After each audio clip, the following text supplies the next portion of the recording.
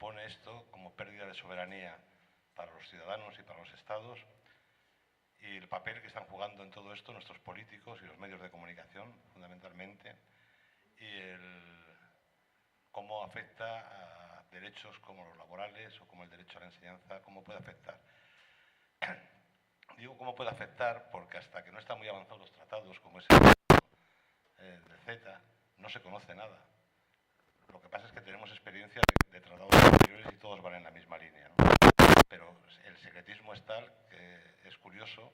Alguna vez cuando hemos estado en alguna manifestación oponiéndonos al TTIP, fundamentalmente, decían, pero ¿por qué protestáis si todavía no se sabe lo que va a ser? Pero claro, es que cuando se sepa lo que va a ser, ya es. Igual es posible que sea y todavía no sepamos lo que es, porque hay algunos tratados que prevén que después de su aprobación seguirán siendo secretos. Y eso lo van a aprobar nuestros políticos posiblemente en Bruselas. Es curioso lo que comentaba del Parlamento de Valonia. Aquí en España no se ha sometido al Parlamento, mucho menos a la voluntad popular para que las personas que somos los que vamos a sufrir, los vamos a beneficiar supuestamente de las maravillas de esos tratados, podamos decir algo. Es más, lo ha aprobado el gobierno en funciones, que supuestamente no puede aprobar nada en funciones, pues esto sí que lo ha podido aprobar y prácticamente ni nos hemos enterado, ni los partidos de oposición han dicho nada, ni ha tenido difusión en los medios de comunicación, y ha aprobado el gobierno de España en funciones que España no pone ninguna pega al CETA. Y de hecho, menos mal que no en todos los países de Europa funcionan igual, y en uno por lo menos han podido pararlo, y vamos a ver lo que puede resistir, porque las presiones, me imagino que deben estar aguantando los parlamentarios valones, deben de ser terribles. Hay un tema que tampoco se sabe. La firma de estos tratados está originando movilizaciones en todo el planeta. En Estados Unidos no es una movida de Estados Unidos es una movida de las multinacionales de Estados Unidos y europeas contra la población de Estados Unidos y de Europa, porque salen perjudicados todos. Y hay movilizaciones ahora mismo en Estados Unidos, en toda Europa, y no sale nada en los medios de comunicación. Hay un silencio total porque se intenta que la gente no se entere.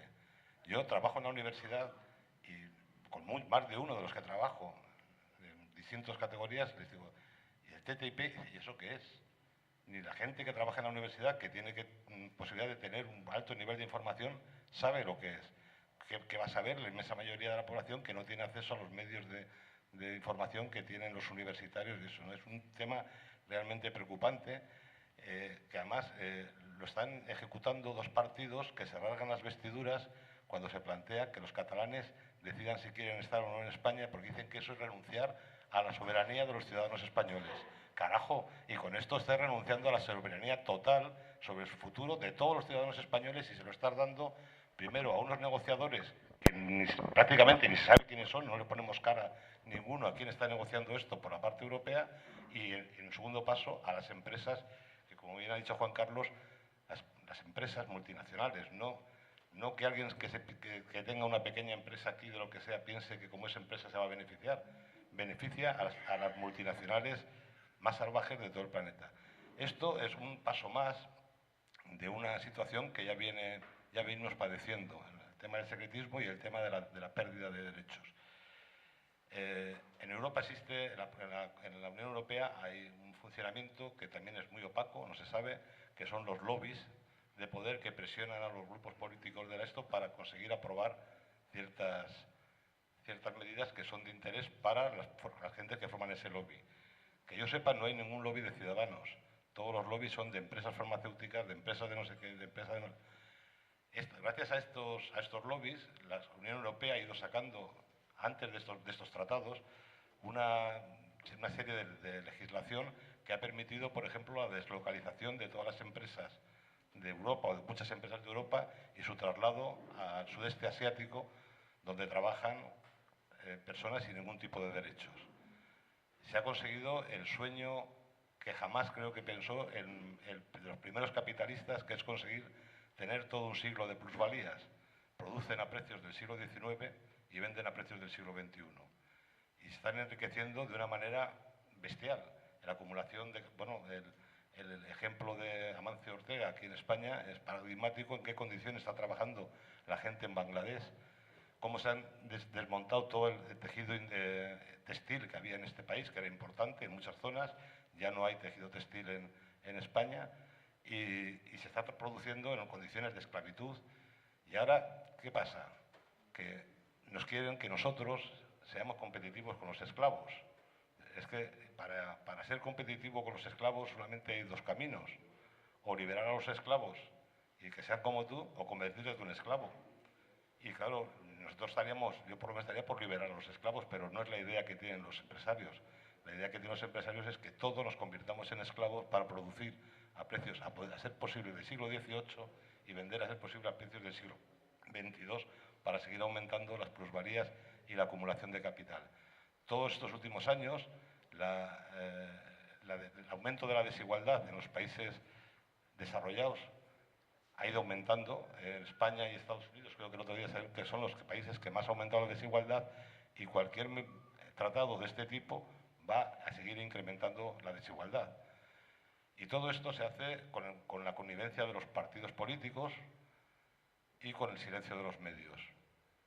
¿Por qué se produce la connivencia de los partidos políticos y el silencio de los medios? Pues hay muchos motivos, pero para mí hay dos que son claves. Uno, en cuanto a los políticos, es las llamadas puertas giratorias, ¿no? La mayor parte de los líderes políticos de los partidos que toman este tipo de decisiones terminan con unos sueldos de puta madre, sentados en consejos de administración en los que no tienen, como le pasaba al pobre Felipe González, que se aburría mucho en gas natural, pero cobraba una pasta por aburrirse que no está en los escritos, ¿no? Y los medios de comunicación, y de esto también creo que es un poquito de lo que hablo, hace tiempo que dejaron de estar al servicio de la libertad y eso, sino están al servicio de los propietarios.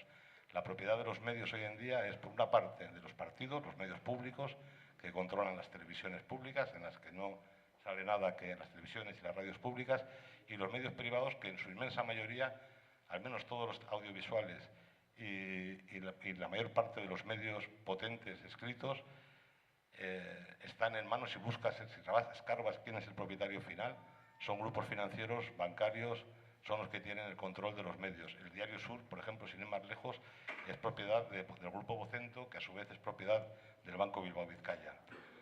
Entonces, ¿cómo va a tener una información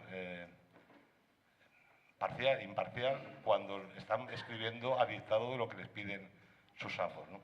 Eso es un problema terrible que está junto con el intento de vaciado de consulta a la gente, es el vaciado total de la democracia. El público, si no está informado, vota. ¿Por qué? Si no tiene la información para saber por qué es lo que vota. Hay otra cosa que también se ha comentado aquí, que es el tema de los expertos, ¿no? Nunca os fiéis de los expertos. Nunca os fiéis de los expertos. Los expertos han sido los que nos han llevado a esta situación. Hasta ahora no hemos estado gobernados por nosotros mismos. Todos eran expertos, que eran muy listos, y nos han llevado aquí donde estamos. ¿Vamos a seguir confiando en los mismos que nos han llevado aquí para que nos hundan un poquito más? La única solución es que tomemos conciencia, que estudiemos, que nos juntemos, que hablemos y que exijamos que se respeten nuestros derechos, que ha costado mucho tiempo conquistarlos, para que ahora se lo vayan a gastar en 4 días en beneficio de unos muy pocos, ¿no? Beneficio, por ejemplo, he dicho antes, de la educación. Lo que ha comentado antes Juan Carlos, de los servicios, por ejemplo, de limpieza de un ayuntamiento, pasa lo mismo con la educación. Hay empresas que se dedican a la educación en todos los ámbitos, en Estados Unidos, y que si en un momento dado se aprueba un tratado de este tipo, impedirán o podrán impedir a los gobiernos que tomen medidas que ellos consideren que van en contra de sus propios intereses. Ha habido un caso muy curioso por un convenio que había, un tratado de libre comercio entre Uruguay y Suiza, que llevó a que la tabacalera Philip Morris denunciara al gobierno uruguayo porque aprobó una ley de espacios sin humos, algo parecido a lo que hay aquí. Bueno, pues fueron a por el gobierno de Uruguay, haciendo una demanda, creo que era de 25 millones de dólares. Ha tardado 6 años en resolverse eso, que debería ser un tema que no se admite. En un tribunal normal no se admite, porque el derecho a la salud está antes que los derechos de, de, de negocio. Bueno, pues aquí han tardado 6 años en pronunciarse. Finalmente, en julio de este año, han fallado el Tribunal de Arbitraje contra la Philip Morris y a favor del gobierno, pero porque el gobierno de Uruguay había conseguido el apoyo de la Organización Mundial de la Salud, de todas organizaciones médicas, y porque era un caso escandaloso de que es evidente que un producto que es cancerígeno no puede tener una difusión como le dé la gana, ni fumarse en cualquier sitio, ni utilizarse en cualquier sitio. Hay otras muchas situaciones que no son tan claramente dañinas para la salud, pero que siguen siendo igual de dañinas, bueno, el tema de la educación, tema de alimentos, tema que los transgénicos, que no hay una unanimidad entre los expertos sobre que sean tan peligrosos y se van a... Vamos, no creo que la sentencia del Tribunal de Mediación fuera en el mismo sentido que ha ocurrido en Uruguay, que de cualquier manera me parecía un escándalo que haya tardado 6 meses en poner por delante la salud de los ciudadanos al negocio de la Philip Morris, ¿no? Vamos a ver.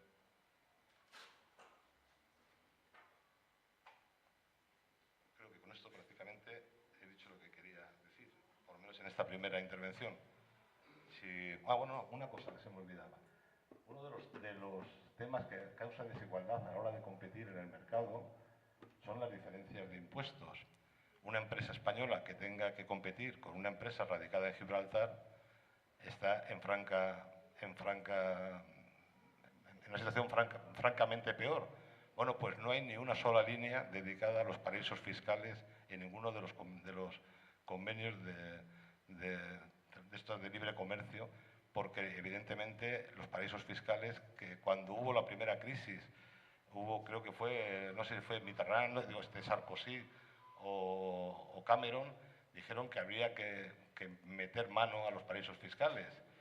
Y yo recuerdo que en una ocasión que vino a dar una charla en la Universidad de Málaga, el que era vicepresidente del Banco Central Europeo, González Páramo, ¿no? Que creo que González Páramo, que luego es doctor honoris causa por la Universidad de Málaga, tuve la ingenuidad de hacerle una pregunta y yo no he visto a nadie con más cara dura a la hora de dar una respuesta, ¿no? Porque le pregunté, le dije una cosa parecida a esta, ¿no? Cuando empezó la crisis se dijo que había que actuar contra los paraísos fiscales. Él estaba contando las medidas que habían tomado contra Grecia y contra los griegos para que entraran. Digo, de los paraísos fiscales se ha hecho algo, y él, muy cínico, me respondió: me alegro mucho que me haga usted esa pregunta porque es que siempre se nos olvida. Porque a ver cómo justifican ante la población lo que están haciendo a sus espaldas. Entonces, es básico una reunión de este tipo, que no vamos a dar aquí las claves de todo, porque es imposible, porque aparte incluso... aparte de todo, incluso nos tenemos hasta dificultades para saber la letra de los tratados hasta que están muy adelantados. Pero que si se dan cuenta que la población empieza a responder y que se les castiga y que se les interpela y que se les pregunta cada vez qué pasa con esto, puede ser que empiecen a tomar conciencia de que no pueden hacer todo lo que les dé la gana. Y creo que hay que movilizarse, porque aunque pensemos que estamos solos, eso no es más que una engañifla, porque es que no estamos solos. Se está movilizando a lo largo de todo el mundo muchísima gente. Lo que pasa es que una vez más no nos enteramos y no podemos tener ese efecto de retroalimentación que es tan necesario para no sentirte demasiado solo en la lucha y pensar que eres un Quijote luchando contra molinos de viento. Que no, que habrá que ser Quijotes, pero que los molinos primero no son molinos de viento, estos son gigantes, pero tienen los pies muy endebles, que actuando coordinadamente y juntándonos y luchando por todo esto podemos hacer realmente un mundo mejor y no